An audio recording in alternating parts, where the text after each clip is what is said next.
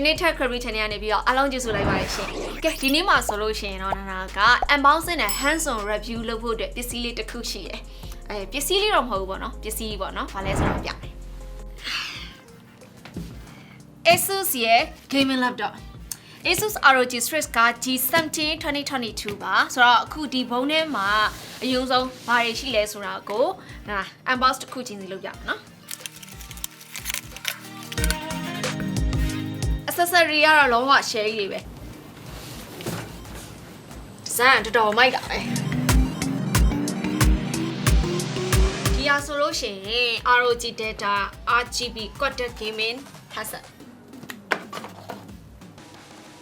တဲ့ကတော့တတောင်းတတာရှိရယ်သူကကွက်တက်နဲ့ဆိုတော့အတန်ထုတ်ခါလည်းတော်တော်လေးကောင်းမဲ့ဆိုတာတော့သိကြတယ်ပြီးတော့မှပဲငါချက်လောက်စမ်းကြည့်လိုက်ပါနော်ပြီးရင်ဒီဟာကကြတော့ RGB gaming mouse ပြီးရင်ဒီဘက်မှာပတ်ပတ်လည်းပါတယ်ဆိုတဲ့အခါကျတော့ငါတို့ accessory တွေကတော့ထပ်ပြီးတော့ဝယ်စရာမလိုတော့အောင်အကုန်လုံးကပြည့်စုံပြီးသားပဲလုံးဝမိုက်ပတ်တီပဲဒါက mouse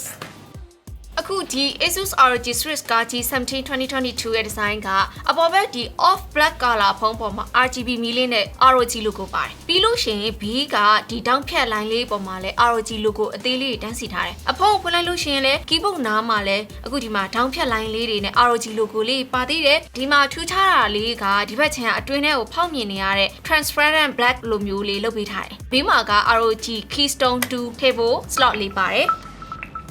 ကျန်တဲ့ design ပိုင်းကတော့2021နဲ့တိတ်ပြီးတော့မကွာဘူးနောက်ဖက်မှာဖြုတ်တက်လို့ရတဲ့ armor cap ပါတယ် IO port တွေကညာဘက်နဲ့နောက်ဘက်မှာအဆုံပါတယ်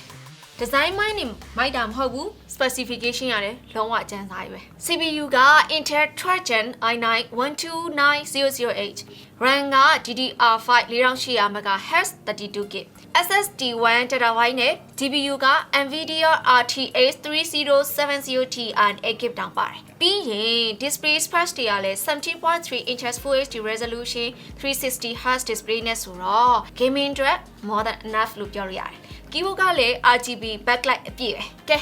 နောက်အခု performance ပိုင်းဘယ်လိုရှိလဲဆိုတာကို game နဲ့ software တွေထည့်ပြီးတော့စမ်းကြည့်လိုက်အောင် A few moments later performance ကတော့လုံးဝအကျဉ်းပဲအခုနာစမ်းကြည့်ရသလောက် benchmark score တွေနဲ့ gaming test result ကိုတစ်ချက်လောက်ကြည့်ကြည့်လိုက်အောင်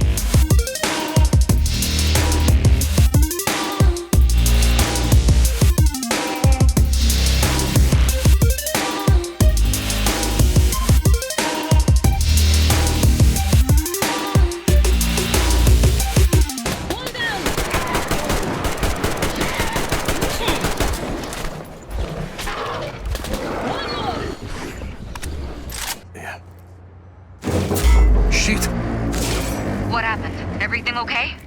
Yeah, fine.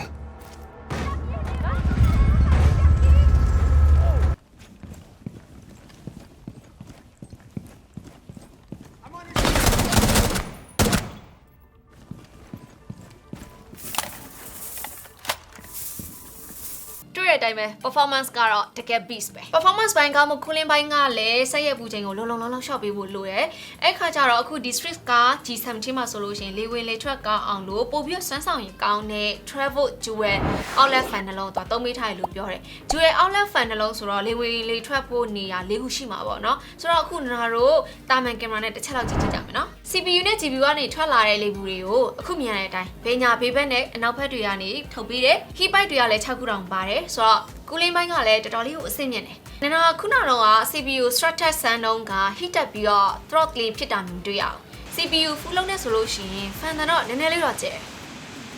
ဒီ display က high refresh rate ဆိုတော့ gaming ပိုင်းနေမဟုတ်ဘူး video ကြည့်တာနဲ့ multimedia ဘိုင်းမှာဆိုလို့ရှိရင်လည်းသုံးရတာပို့ပြီးတော့ smooth ဖြစ်တယ် screen size က 70.3 inches ဆိုတော့ကြည့်ရတာမြင်ကွင်းကလည်းတော်တော်လေးကိုကျဲတယ် desktop replacement laptop လိုမျိုးတော့သုံးလို့ရတာပေါ့နော်ပြီးတော့ဒီ display bezel တွေကလည်းခပ်ပပလောက်ထားပြီးတော့ webcam မပါဘူးဆိုတော့ webcam ကတော့တက်တက်ဝယ်သုံးရမှာပါ audio ဘိုင်းမှာဆိုလို့ရှိရင်လည်း quad speaker ဆိုတော့အတန်ထွက်ကတော်တော်လေးကို loud and clear ဖြစ်တယ် bass အတန်ထွက်ကလည်းတော်တော်လေးကိုမိုက်တယ်ဆိုတော့နာ speaker tracks လေးစမ်းပြမယ်နော်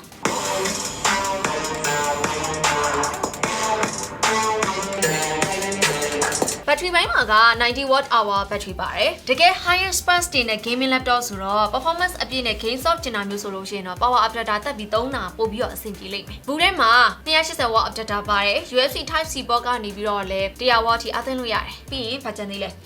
performance ဘိုင်းကိုအဓိကဦးစားပေးထားပြီးတော့ screen size ကလည်း 17.3 inch ဆိုတော့portable တော့တိတ်တော့မဖြစ်ဘူးပေါ့နော်ဘလောက်တက်တော့ခိမာမောင်လေးနေဆိုလို့ရှိရင်တော့ကတိတယ် portability ထက် performance ကပိုပြီးအရေးကြီးရဆိုလို့ရှိရင်တော့တေချာပေါက်ရွေးချယ်တဲ့ laptop တစ်လုံးလို့တော့နားမြင်တယ်အခုနောက် hands on review လုပ်ခဲ့တဲ့ Asus ရဲ့ ROG Strix က G17 2022 ရဲ့ဈေးတော့ကြတော့ USD 2849ဆိုတော့ highest price higher price ပေါ့နော်ဆိုတော့အခုဒီ gaming laptop နဲ့ပတ်သက်ပြီးတော့ကိုယ့်ရဲ့ထင်မြင်ချက်လေးတွေကိုလည်း comment မှာရေးသားလို့ရပါတယ်ရှင်နောက်ထပ်ဗီဒီယိုမှာပြန်ပြီးတွေ့ပါမယ်တဒါ